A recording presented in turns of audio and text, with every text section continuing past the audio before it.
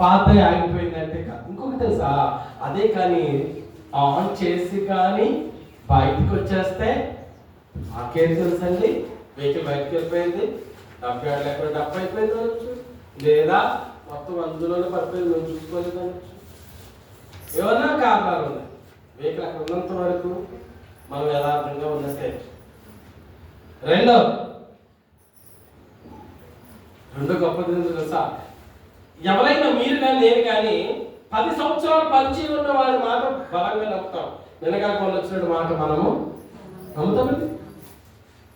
ఎవరు మన ఊరికి వచ్చినప్పుడు స్వాతమ్మ గారు అంటారు, స్వాతమ్మ గారినే అంటారు, మాస్టర్ లేదండి అలా కాదు నాకు తెలియదండి అంటే నేను స్వాతమ్మ గారు మాట నమ్ముతాను, నిన్నగాకుండా వచ్చిన మాట నమ్ముతాను. అయ్యో నాకు తెలుసు. కానీ అక్కడ కూడా అద్భుతం ఏంటంటే ఆలోచించడానికి అవకాశం ఇచ్చాడు.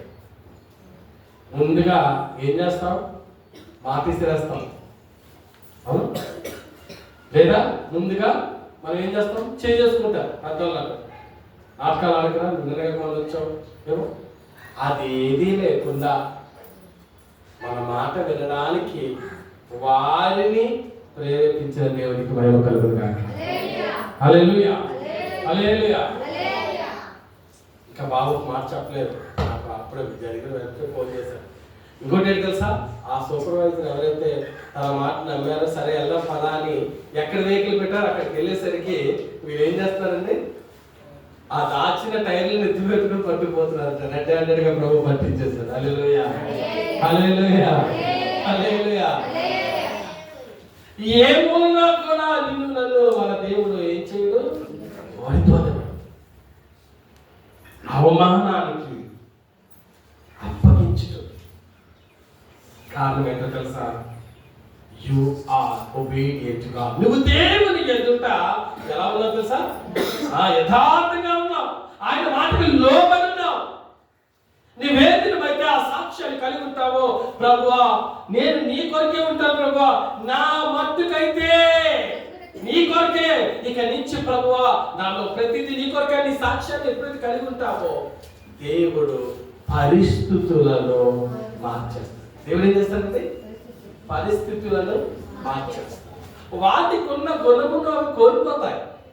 హల్లెలూయా, హల్లెలూయా. వాటికి ఉన్న గుణమును కోల్పోతాయి. అది మళ్ళా ఎందుకు కావాలంటే దానికి తెలియదు. దేవుడికి స్తోత్రం. నీ చుట్టూ పరిస్థితులు ఎలాంటి ఉన్నా నువ్వు నమ్ముకున్న దేవుడు సహాయకుడు. ఆయన అప్పటి కాలంలో నమ్ముకోదగిన దేవునికి భయంకరంగా చక్కని సాక్ష్యం ద్వారా ప్రభు మాటని మనకి తెలియచేసి ఉన్నారు. బిడ్డ నీవు నేను కూడా ఆయనలో యథార్థమైన సాక్ష్యాన్ని కలిగి ఉందాం.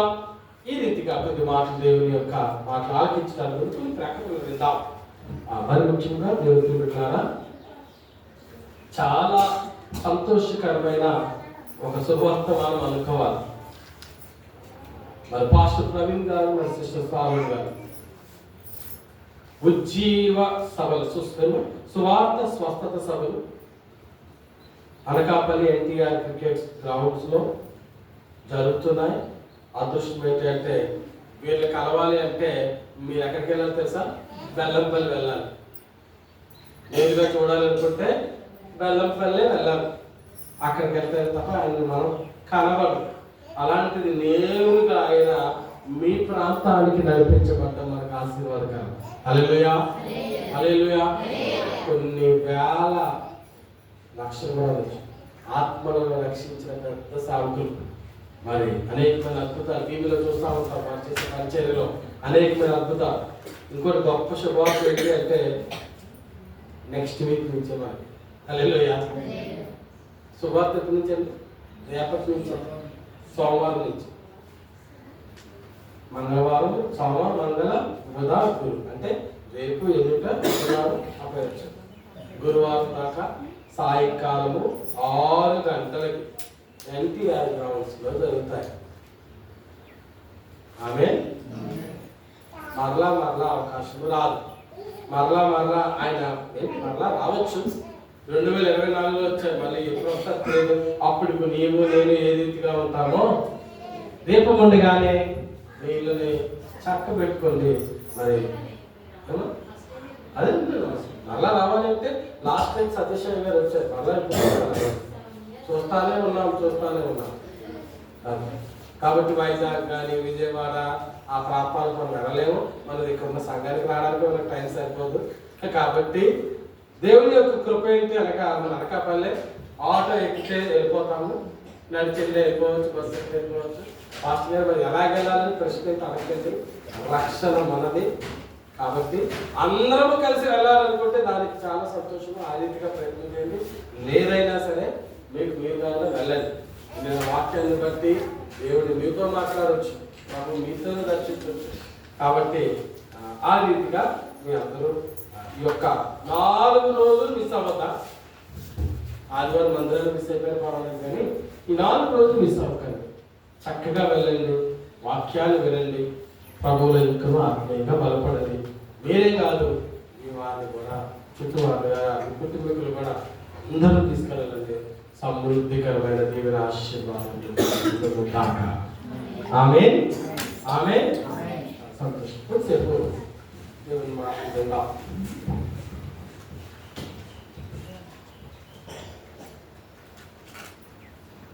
నా మట్టుకైతే బ్రతుకుట క్రీస్తు, చావైనాది నాకెంతో మేలే. నా మట్టుకైతే బ్రతుకుట క్రీస్తు, చావైనాది నాకెంతో మేలే. ఉంటే నాకు చాలేసయ్యా.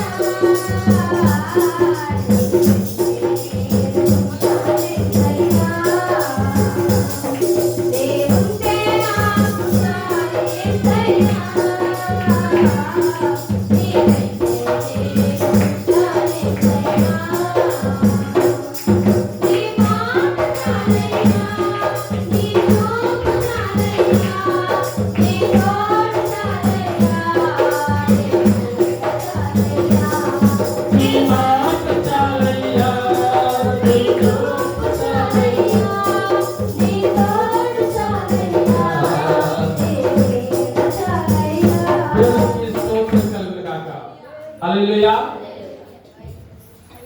కొద్ది మాటలు వాక్యం నుంచి ధ్యానించుకుందాం. బైబిల్ గ్రంథం నుంచి యోనా మనకి పరిచయమైన మాట చదువుకుందాం. 1 నుండి 3 వచనాలు చదువుకుందాం.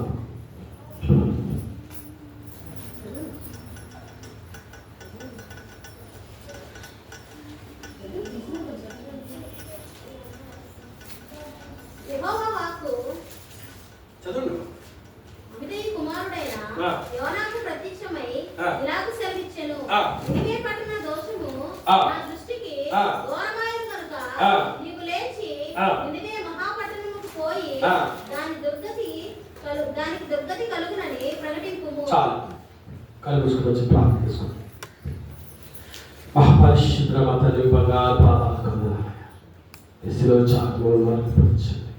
ఈ బిడ్డలైన మాకు కావలసిన ఆత్మీయమన్నాను దయచి యేసే పరిశుద్ధ నామములో ప్రార్థిస్తున్నాం మా పరమ తండ్రి.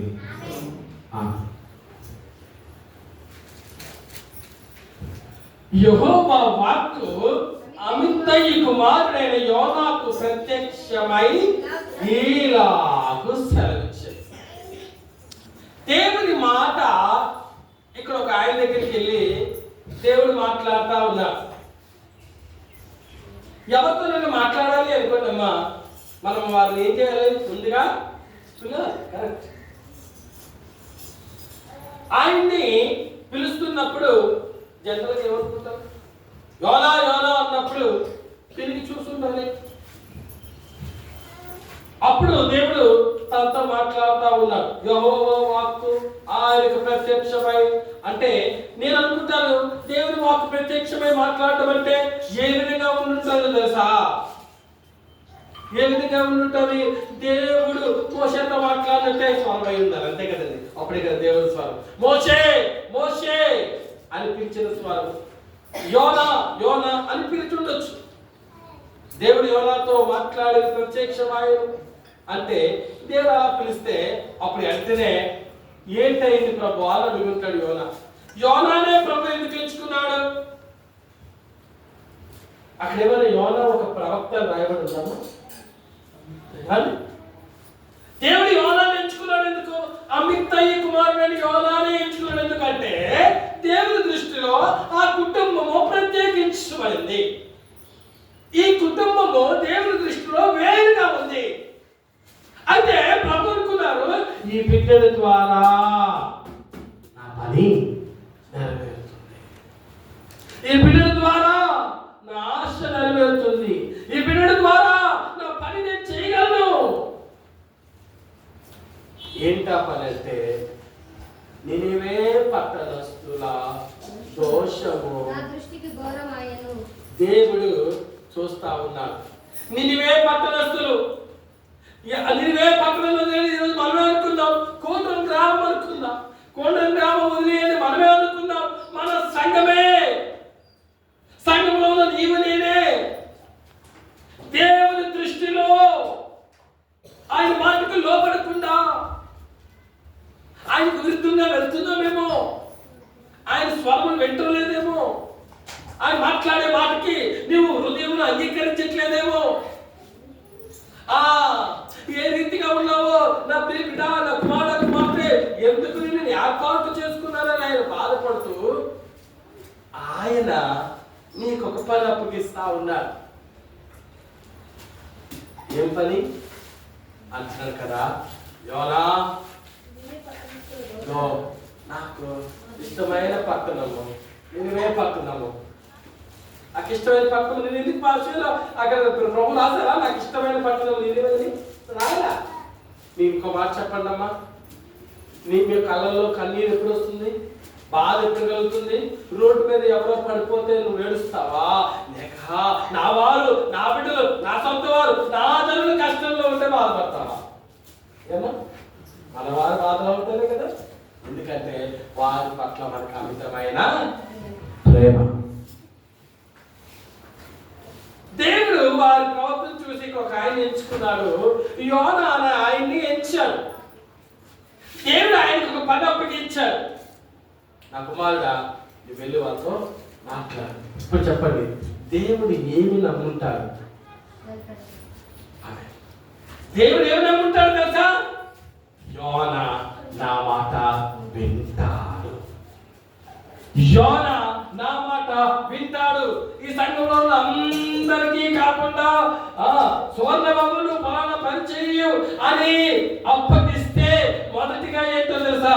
సువర్ణ ఆ మాట వింటాడు అని నమ్మకం. దేవుడు నమ్మాడు, ఆ మాట వింటాడు, ఆ పనికి పనికొస్తాడని. ఒక పట్టణం పాడైపోతుందని వేదనతో బాధతో నా బిడ్డ ప్రవర్తన బాగోలేదయ్యా, వెళ్ళి వాళ్ళకి చెప్పు. వాళ్ళకి ఏ గతి పట్టబోతుంది? దుర్గతి అంటే మంచి గతి కాదు. మంచిది కాదు, ఏదైనా మంచిది కాదు. అనారోగ్యం మంచిది కాదు, ఆఖరి అన్నం లేకపోవడం మంచిది కాదు, ఆమెకి తనం మంచిది కాదు. మంచిది కాదు అనేది ఏదైనా అవ్వచ్చు, చెడు ఏదైనా అవ్వచ్చు అని నమ్మకం పెట్టుకున్నాడు. ఇదిగో నేను నీకు చూపించాను, నేను నీకు ఇచ్చాను, నేను నీకు నియమించిన స్థానము, ఏ స్థానంలో నువ్వు ఉండాలో, ఎక్కడైతే నువ్వు వెళ్ళాలో, ఎక్కడైతే ప్రకటించాలో, ఎవరితో నువ్వు మాట్లాడాలో దేవుడు ముందుగా నీకు ఏర్పాటు చేసి సిద్ధపరిస్తే దేవుడు నమ్మకాన్ని ఏం చేశాడు తెలుసా? యోనా ఏం చేశాడు? బొమ్ము చేశాడు. దేవుడు నమ్మకాన్ని యోనా ఏం చేశాడండి? బొమ్ము చేశాడు. ఏంటో తెలుసా? దేవుడు ఎక్కడికి వెళ్ళమని చెప్పాడు? నినివేకి నా బిడ్డ అంటే ఏం చేస్తున్నాడు? తర్షీషుకి వెళ్ళిపోవాలి. నువ్వు పలానా దగ్గర ఉండి నా కుమారుడా, నువ్వు అక్కడ ఉంటే నాకు ఇష్టం, నువ్వు అక్కడికి వెళ్తే నాకు ఇష్టం, అదే నేను నీకు ఏర్పాటు చేసింది అంటే ఈ రోజు నీవు నేనేంటో తెలుసా? ఆ రీతిగా ఎప్పుడు ఆలోచించట్లా. దేవుడు నియమించిన స్థానం నుండి, దేవుడు పెట్టిన స్థానం నుండి దూరంగా చూస్తూ తర్షీషు బాగుంది, తర్షీషు చాలా బాగుంది, బ్యూటిఫుల్, ఎటు చూసిన ప్రజలు చాలా హై క్లాస్ పీపుల్. తర్షీషు వారు మామూలు వారు కాదు. ఎక్కడున్నా అనుకున్నావు తెలుసా? నినివేలో ఉండు నువ్వు అనుకుంటున్నావు. నీకు తెలియదు తర్షీషు గురించి. వీళ్ళు వాళ్ళ మాటలు విని ఈ యోన అనుకుంటున్నాడు నేను తర్షీషు పోతాను. ఏది చేయాలి తెలుసా? దేవుడు అప్పగించిన పనిని, దేవుడు సంఘంలో నీకు అప్పగించిన పని, దేవుడు నీకు ఏర్పాటు చేసిన పని, దేవుడు నీకు నియమించిన పని, దేవుడు నేను ప్రకారంగా నమ్మి అప్పగించిన బాధ్యతని విడిచిపెట్టి ఇంకో సంగతి తెలుసా? తర్షీషు సూపర్గా ఉంటుంది తెలుసా? తర్షీషు చాలా బాగా ఉంటుంది. తర్షీషులో మామూలుగా ఉండదు. తర్షీషుకి వెళ్ళు, అక్కడ నీ చెట్టు చూసినా సరే ఏది పట్టుకున్నా నీ చేతికి బంగారమే తగులుతుంది.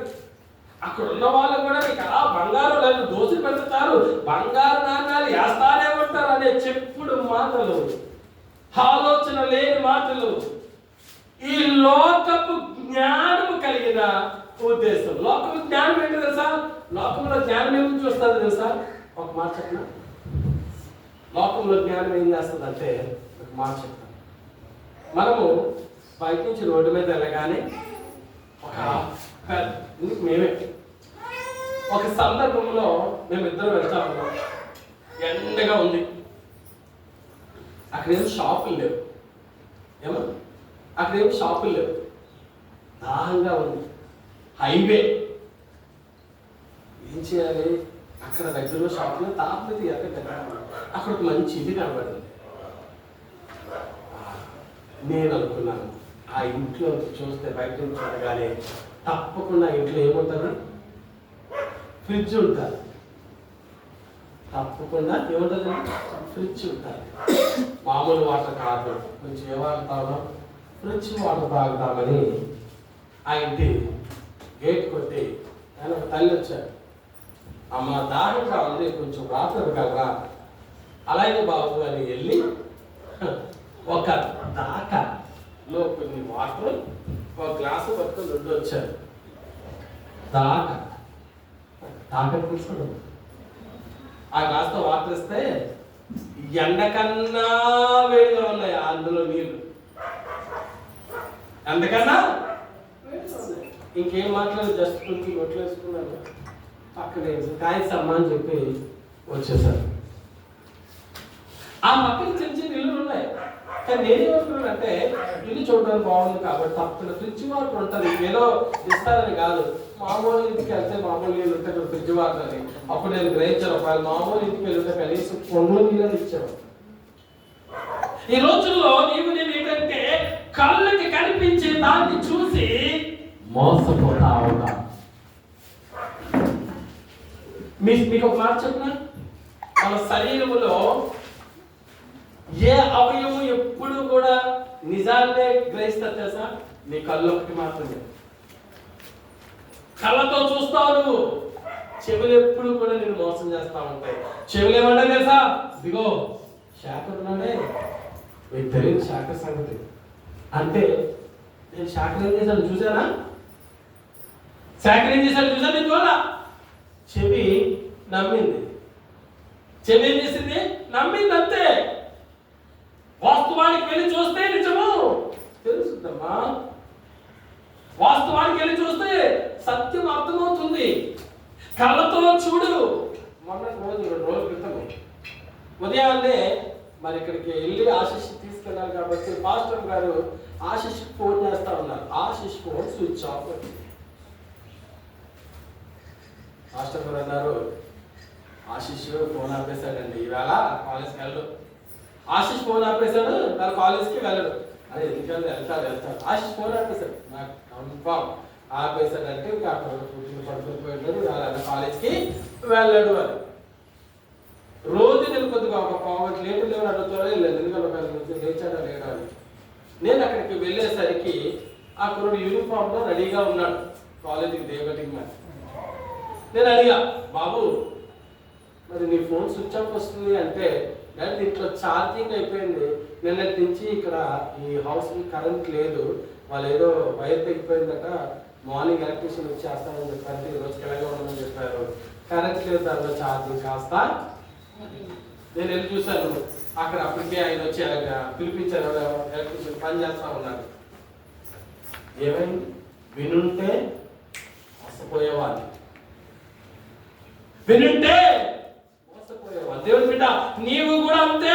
యోనా వీళ్ళు వాళ్ళ మాటలు విని తర్షీషు బహు సౌందర్యంగా ఉందనుకున్నాడు.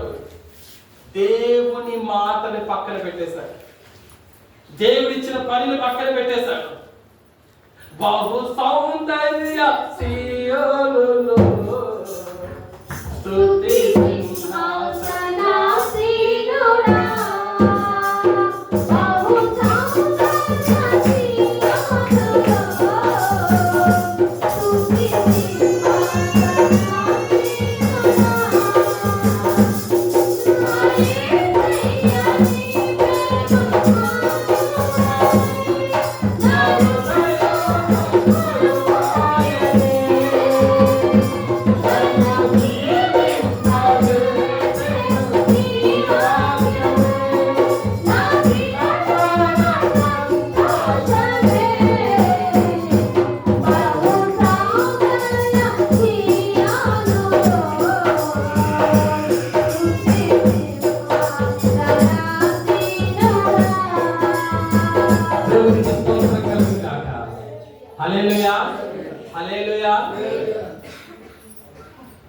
బహు సౌందర్యంగా ఉందని పారిపోయాడు. ఎలా అనుకున్నాడు? వాడెక్కాడు, అందరికి తెలిసిన మాటలే. వాడెక్కాడు, వాడికి ఏం చేశాడు తెలుసా? దేవునికి కనబడకుండా ఏమైనా చేయగలవా? దేవునికి తెలియకుండా నువ్వేమైనా దాయగలవా? నువ్వు అనుకుంటావు నేను 4 కోట్లలో చేస్తున్నాను, దేవునికి తెలియదు అనుకుంటావు. నువ్వు అనుకుంటావు నేను నా ఇంట్లో మాట్లాడుతున్నాను, దేవుడికి తెలియదు అనుకుంటావు. నేను అనుకుంటాను ఫలానా చోట మాట్లాడుతున్నాను, దేవుడికి తెలియదు అనుకుంటావు. నువ్వేమి చేసినప్పటికీ, ఏం మాట్లాడినప్పటికీ నీకు తలంపు పుట్టకముల పెళ్లి గురించి ఎరిగిన దేవుడు సమస్తము ఏం చేస్తాడు? వింటా నీ స్థితిని చూస్తా. ఇది ఏం చేశారు తెలుసా? ఓడ దిగువ భాగానికి వెళ్ళిపోయి గ్రౌండ్ ఫ్లో వెళ్ళిపోయి అడుగుపోయాడు. భయము ఉందా? మనం సైతము ఇంట్లో ఏదన్నా తెలియకుండా చిన్నది ఏదన్నా తెస్తే, చిన్నప్పుడు మీరు నేను ఎవరైనా ఏదన్నా తెస్తే గుండెలు కాపులా పొద్దుగులా పొద్దుగు భయం, పిలిచేసరికి భయపడిపోతా ఉంటాం. క్లాస్ రూమ్లో వచ్చి అలా చేయగానే టీచర్ రే అనగానే ఆయన మాట్లాడుతుంటే మళ్ళీ ఏం పుట్టేస్తుంది? భయము. ఏంటా భయం అంటే? నన్ను ఎక్కడా ఈయనకి ఏమి లేదు దేవుడు అంటే ఏమో భయం ఉందా? భయం లేని వాడు కాబట్టి దేవునికి దూరంగా ఆయన అప్పగించిన పని వదిలేసి వాడెక్కిపోయి అనుకున్నాను, నేను ఎక్కేసరికి అది వెళ్ళిపోతున్నాను, హ్యాపీగా వెళ్ళిపోతాను, దూరాన్న ఉన్నా తర్షీషుగా వెళ్ళిపోతున్నాను, దూరాన్న ఉన్నటువంటి వ్యక్తి దగ్గరికి వెళ్ళిపోతున్నాను, హ్యాపీ అనుకున్నాడు. వాడ అడుగు బాగా అన్న ఎలా పడుకున్నాడో బైబిల్లో రాయడం తెలుసా? ఎలా పడుకున్నాడు?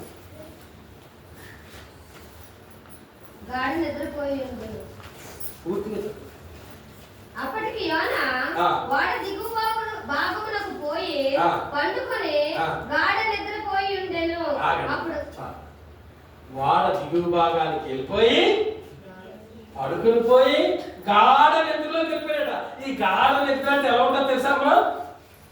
గాఢ నిద్ర అంటే ఎలా ఉంటుందో తెలుసా? తెలివి ఉండదు. గాఢ నిద్రలో ఒక ఎముక తీసేస్తానే తెలియలేదు ఆదాము. అవునా కాదు? అవునా? గాఢ నిద్రలో ఒక ఎముక తీసేస్తే తెలియలేదు, అంత నిద్రపోయాడు మనిషి. ఏమి లేదు, దేవుడు అంటే భయం లేదు. ఊరుకోడమ్మా, చూస్తున్నాడు, పరిశీలిస్తున్నాడు, నీ ఆలోచన పరిశీలిస్తున్నాడు, నీ హృదయాన్ని పరిశీలిస్తున్నాడు, నీ క్రియను పరిశీలిస్తున్నాడు, నీ మాటలు పరిశీలిస్తున్నాడు. దేవుడు నిన్ను చూస్తున్నాడు. జాగ్రత్త. God watches you. దేవుడు నిన్ను చూస్తా ఉన్నాడు. ఆయన ఇక్కడ చూస్తా ఉన్నాడు. ఏం చేస్తున్నాడు అని చూశాడు తట్టుకోలేకపోయాడు. నా బిడ్డ నా నిన్ను పాల్పొందాం అనుకున్నావా అనుకుని ఆ సముద్రము మీద ఏం తీసుకొచ్చాడు? తుఫాను తీసుకురాగా ఓడ బద్దలైపోయే పరిస్థితి వచ్చింది. పరిస్థితి వచ్చినప్పుడు అక్కడున్న వాళ్ళు చీటికి వేయగా ఈయన పేరు వచ్చింది. అయితే మీకు ఒక సంగతి తెలుసా, ఆ వార్డులో వాళ్ళు అడిగారు, ఎవరిగా తెలుసా, ఏ బాబు నువ్వు ఎవరివి అంటే ఒక మాట అంటున్నాడు ఆయన. ఏమంటారు తెలుసా అమ్మా, చదువు అమ్మా 9 వచ్చింది చదువు. అతడు వారితో వినాలి. ఎవరు? యోనా. ఎవరు ఈరోజు ఆ పేరులో యోనా పేరు పక్కన పెట్టి నా పేరు నీ పేరు పెట్టుకుందాం. హృదయాల్లో నీ పేరు నా పేరు పెట్టుకో. ఏంటా పేరు? నేనైతే సొలొమోన్ అంటాను, నువ్వైతే సువర్ణ అనుకోవాలా? మీరు చదువుతున్న వాళ్ళు మీ పేరు చదవమ్మా.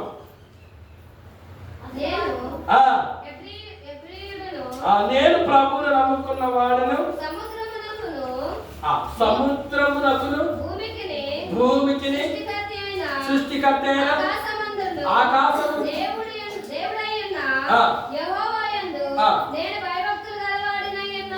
చాలు అయ్యా. ప్రసాద్ బాబు ఈ మాట మీరు ఒకసారి గట్టిగా. యోనా 1వ అధ్యాయము 9వ వచనం. అతడు వారితో ఇట్లనెను, నేను హెబ్రీయుడను సముద్రానికి భూమికి ఎవరైతే సృష్టించాడో ఆ సృష్టికర్త అయిన ఆకాశములో ఉండే దేవుడైన యెహోవా యందు నేను. చెప్పండి అయ్యా, ఇది నిజమా? ఏమిటి ఇది నిజమా? అబద్ధం. భయభక్తులు గలవాడు నేను కలుగుతా అని చెప్తున్నాడు.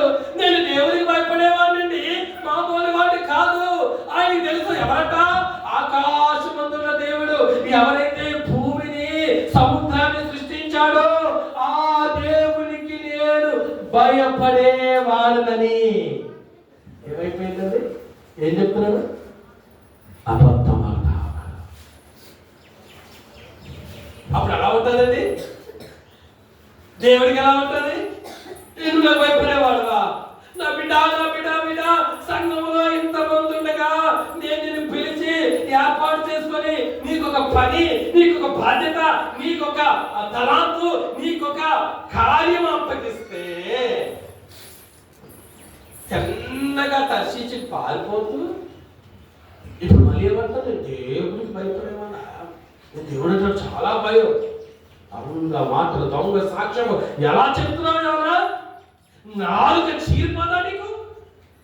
చెప్పాలి కదా నిజమేంటి? దేవుడికి నేను భయపడేవాడిని కాదు కాబట్టే దాగున్నాను.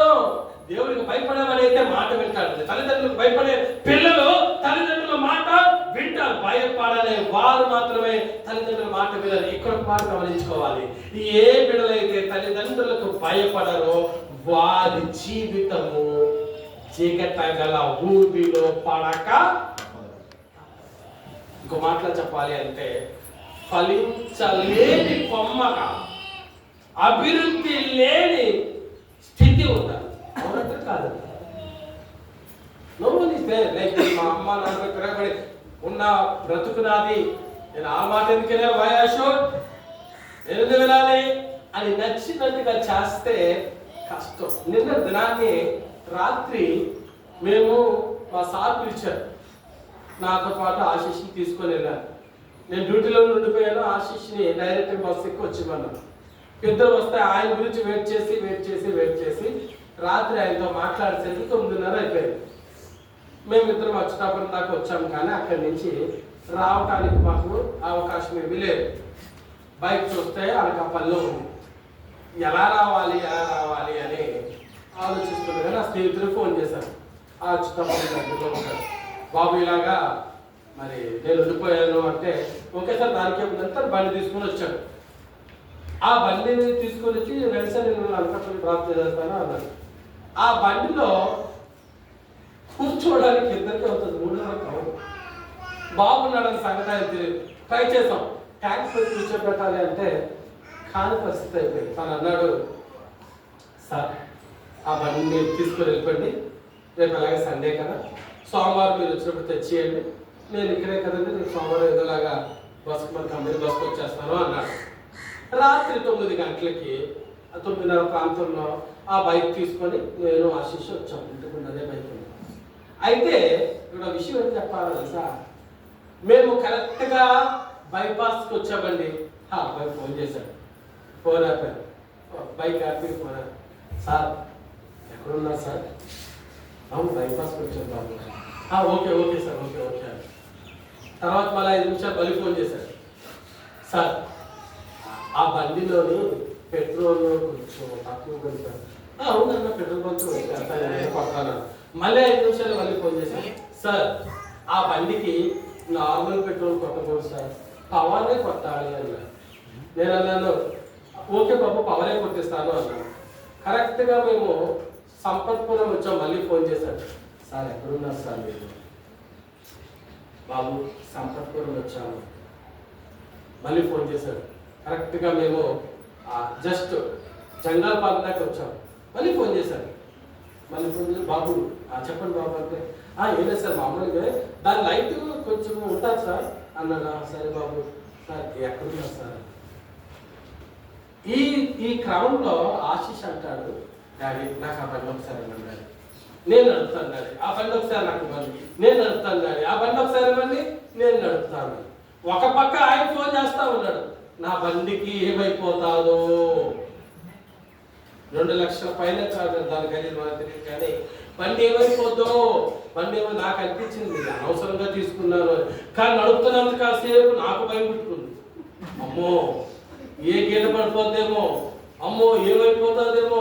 నేను ఎప్పుడు బండి నడుపుతాదో, నేను మన పిల్లలు పెద్ద వెహికల్స్ నేను నడిపాను, కానీ నాకు అంత భయం కలగల.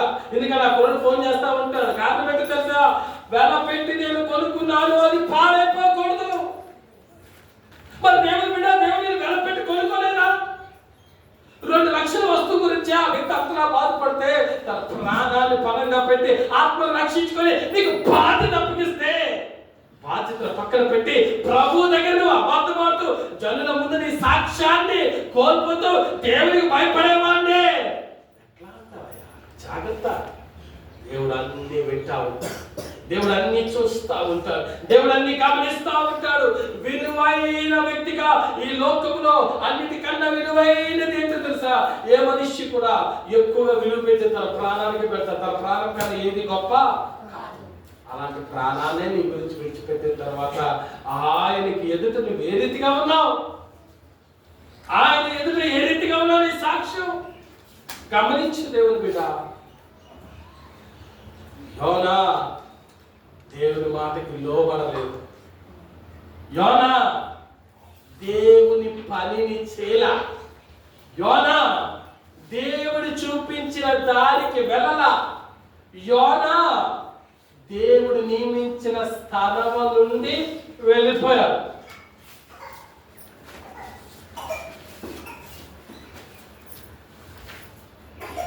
అమ్మ 10 వచ్చింది చదవండి. తాను యెహోవా సన్నిధిలో నుండి పారిపోవునట్టు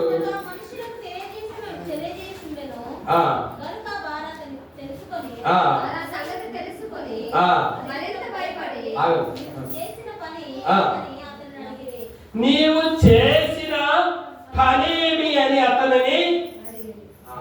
ఇప్పుడు ఈ గద్దె ఎవరు పెడతారు తెలుసా? బయట పెడుతున్నారు ఎవరా? అదే అడిగారు కదా, నువ్వు చేసిన పనేటయ్యా అంటాడు కదా. తాను యెహోవా సన్నిధిలో నుండి దేవుని సన్నిధిలో నుండి పారిపోయానండి. దేవుడు ఎక్కడ ఉండమన్నాడు, ఆ స్థలం నుండి వదిలేశాను. దేవుడు ఏ పని అప్పగించాడు, ఆ పని అప్పగించి వదిలేసి పారిపోయి అక్కడి నుంచి దూరంగా పారిపోయి అన్నప్పుడు అక్కడ ఉన్నవారు, మరే నువ్వు వచ్చడంతో నీతో పాటు మా ప్రాణాల్ని శ్రమ పాలు చేసావురా. ఆ ఓడలో ఉన్న వాళ్ళు అంటారు, నీవు వచ్చి నీతో పాటు మమ్మల్ని కూడా ఇబ్బంది పెట్టావు, నువ్వు చేసిన పనేమి. మన భాషలో అయితే తెలుగు తక్కువ వాడని దేవుడు చేసి నువ్వే అంటావు కదా సర్వోన్నతులైన దేవుడని. దేవుని సన్నిధిలో నుండి నియమించిన స్థలములో నుండి పారిపోయాడు యోనా. కానీ దేవుడిలా మన దేవుడు ప్రేమించేవారిని, కరుణామయుడు, ప్రేమాస్వరూపి, నిత్యుడకు తండ్రి. ఆయన ఉద్దేశము యోనాని చంపాలని కాదు, మీకు మాట తెలుసా, ఇక్కడ అన్యులు ఏం చేస్తున్నారు తెలుసా, ఆ పరిస్థితి చెప్పిన తర్వాత చీట్లు వేసినప్పుడు యోనా పేరు వచ్చినప్పుడు యోనా ఎప్పుడైతే చెప్పాడో నా వల్ల అయితే ఏం చేయాలి యోనా అంటే, యోనా మీకేమీ కాదు, నన్ను తీసుకుని సముద్రంలో పడేయండి చాలు, మీ ప్రాబ్లం సాల్వ్ అయిపోతాడు. కానీ వెంటనే వాళ్ళు ఆయన తీసుకొని సముద్రంలో పడి వేయలేదు.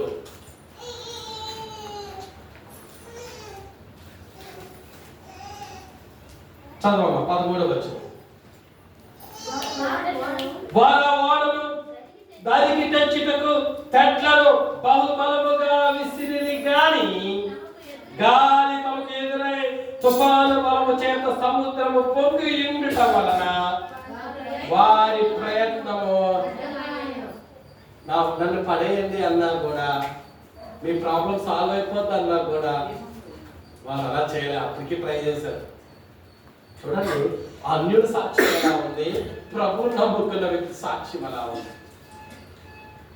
ఎందుకంటే వీళ్ళు అన్యులు ఎందుకు తెలుసా, వీరు ఎప్పుడైతే వాడ మునిగిపోతుందో వారి వారి దేవతలకు పూజించి మొక్కుబడి చేశారు అని రాయబడి ఉంది. వీరు అన్యులు ప్రభు నమ్ముకునేవారు కాదు. వాళ్ళు సైతము నన్ను చంపేయండి, ప్రాబ్లం సాల్వ్ అయిపోద్ది అన్నా సరే సముద్రంలో వేయకుండా ట్రై చేశారు. అప్పుడు ఏం చేస్తున్నారు తెలుసా, కాబట్టి వారు నీ చిత్త ప్రకారముగా ఈ మనిషిని బట్టి మమ్మల్ని లైవ్ చేయకుందు గాక, నిర్దోషిని చంపితిరన్న నేరము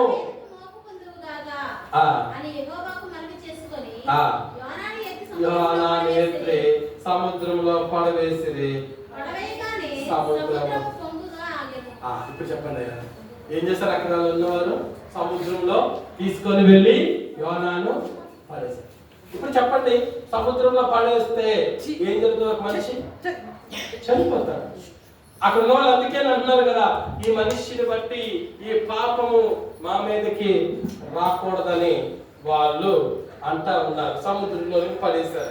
పడేస్తున్నప్పుడు చెప్పండి అమ్మా, ఒక మనిషిని సముద్రంలో పడవేయాలి అంటే ఇలా ఒక చిన్న బుక్ తీసి వేసేసినట్టు అవుతుందా? వేసినట్టు అవుతుందా? యోనా సముద్రంలోనికి దూకిన రాయల, సముద్రంలోనికి వారి ఏం చేశారు, పడవేసింది. పడవేయాలంటే ఒక తల, ఒక కాళ్ళు, ఒక చేతిలో పట్టుకొని ఎత్తి సముద్రంలో పడేశారు. ఇప్పుడు చెప్పండి, ఆ చేతులు కాళ్ళు పట్టుకుంటున్నప్పుడు యోనా హృదయం ఎలా ఉంటుంది? తప్పు చేశానే, అయ్యో ఆయన మాట నుండి బాగుండేది. మా గ్రామంలో ఎంతమంది ఉండగా దేవుడు నన్నే ఎన్నుకున్నాడే, దేవుడు నాతోనే మాట్లాడాడే. వాళ్ళ చేతులు ఒకరు పట్టుకున్నప్పుడు, కాళ్ళు ఒకరు పట్టుకున్నప్పుడు ఆ హృదయం అనిపించుంటుంటే కాదంటారా, బాధపడుంటాడా కాదంటాడా? సముద్రంలో పడేసినప్పుడు ఏమనుకుంటారు సార్? అండ్ మై స్టోరీ, ఆ పని అయిపోయింది. దేవుని మాటకు లోబడలేదు, ఇదే శాస్తి. ఎవరన్నా అనుకుంటారు కష్టం వచ్చినప్పుడు తప్పేమీ లేదు. ఎన్నోసార్లు వాక్యం విన్నాను, ఎన్నోసార్లు దేవుని భయపడమన్నాను, ఎన్నోసార్లు దేవుని దూరం అయిపోయాను, ఎన్నోసార్లు సన్నిధి దూరం అయిపోయాను, ఎన్నోసార్లు ఇతరుల మాట విని దేవునికి గణపరచడం కూడా మానేశాను.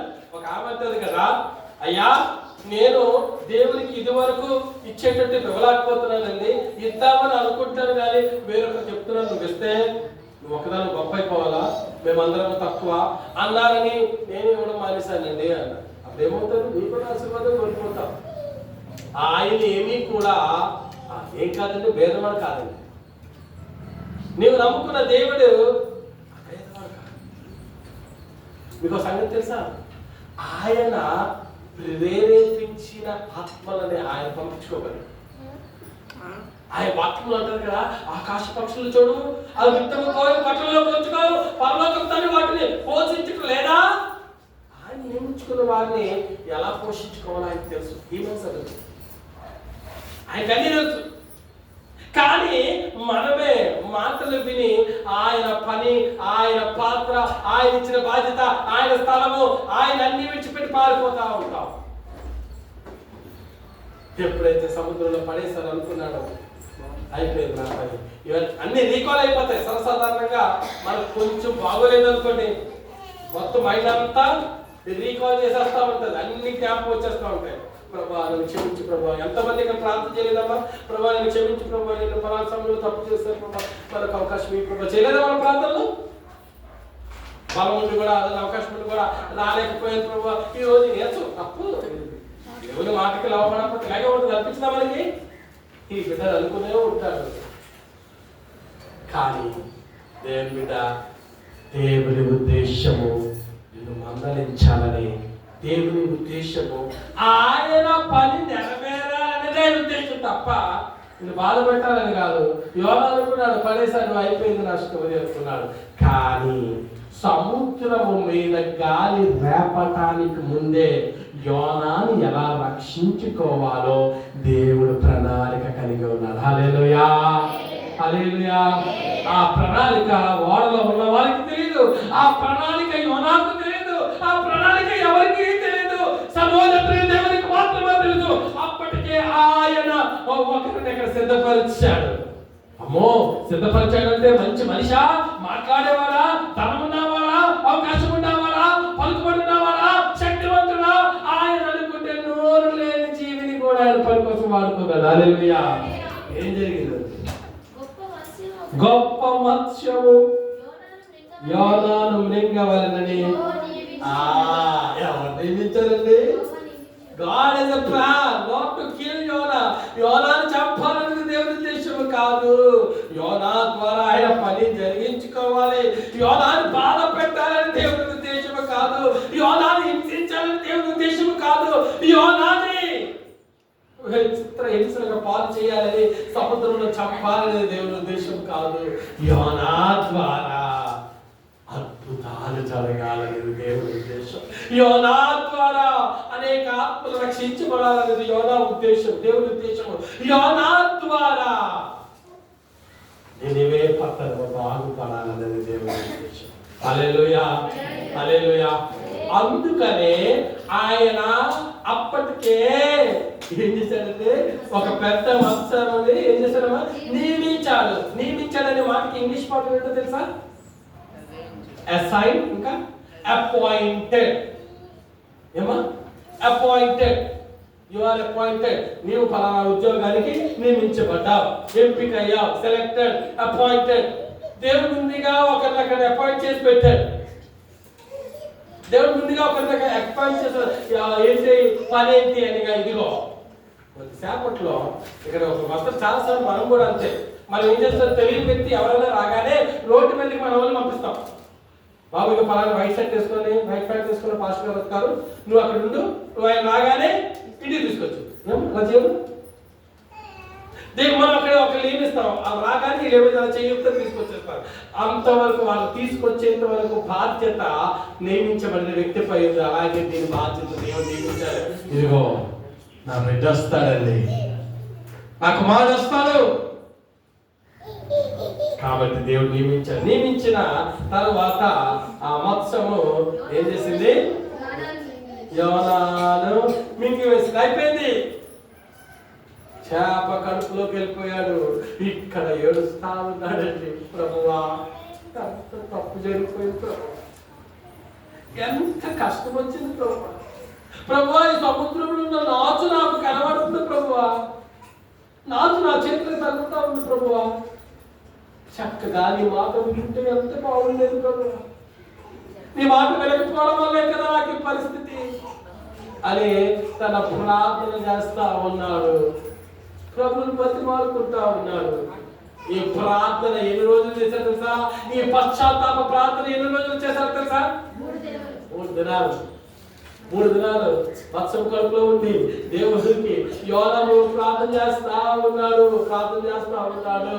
అయ్యా అయ్యా అయ్యా, పలుకు ప్రభువా, మాట్లాడు ప్రభువా. నా దగ్గరికి వచ్చినప్పుడు, నా ఇంటికి వచ్చినప్పుడు నేను తక్కువగా చూశాను, నాతో మాట్లాడుతున్నప్పుడు తక్కువగా చూశాను. నా ఇంటి తలుపు తడతా ఉంటే లోపల నుండి కూడా తలుపు తీయలా, నీ స్వరం నుండి కూడా తలుపు తీయలా. ఏ రోజు నేను ఆహ్వానించలా. Please listen my prayer. ప్రార్థన ఆలకించు. సేవ్ మీ లార్డ్, రక్షించు ప్రభువా. ఈ మాట వింటారయ్యా. ఈ చిత్తమైతే చక్కని సింహాసనం మీద నువ్వు బ్రతికరా బాబు, నీకు ఉన్నతమైన స్థానం ఉందయ్యా అంటే కోల్పోయిన వారిగా ఇప్పుడు అడుగుతా ఉన్నాడు, బతుకుతా ఉన్నావు.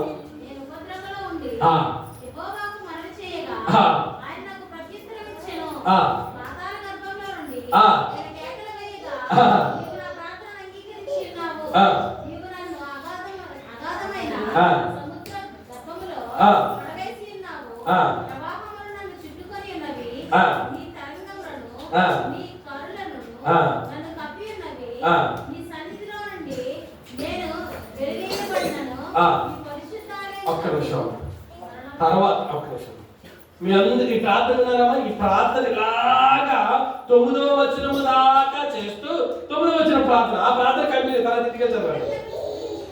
కృతజ్ఞతాస్తుతులు చెల్లించి అర్పించేస్తాను ప్రభా. నేను మొక్కుబళ్ళన్నీ ప్రభా ఎన్నోసార్లు చెప్పాలి, సంఘానికి వచ్చేస్తాను ప్రభా, నీ మందిరానికి వచ్చేస్తాను ప్రభా, మందిరంలో అలా ఉంటాను ప్రభా, సంఘంలో అలా ఉంటాను ప్రభా. నేను ఏ రోజు నీ సంఘములకి నీవు ఇచ్చిన దాన్ని దొంగిలించను, నువ్వు నాకు ఇచ్చిన ఏ ఆశీర్వాదమును దొంగిలించి నీకే ఇస్తాను ప్రభా అన్న మాటలన్నీ కూడా జ్ఞాపకం వచ్చేస్తూ నీకు చెప్పను ప్రభా. ఇప్పుడు ఫైనల్ గా అనుకున్నాడు ప్రభా, ఈ తర్శీష్లో ఉన్న వాళ్ళంతా నాకు ఏదో చేసేస్తారు అనుకున్నాను, కానీ ప్రభా చేసేవారు నువ్వు మాత్రమే, నన్ను రక్షించేవారు నువ్వు మాత్రమే అని ప్రార్థన ముగించాడు. ఆమేన్ అన్నాడు. అప్పుడు యెహోవా మత్స్యములకు ఆజ్ఞేయగా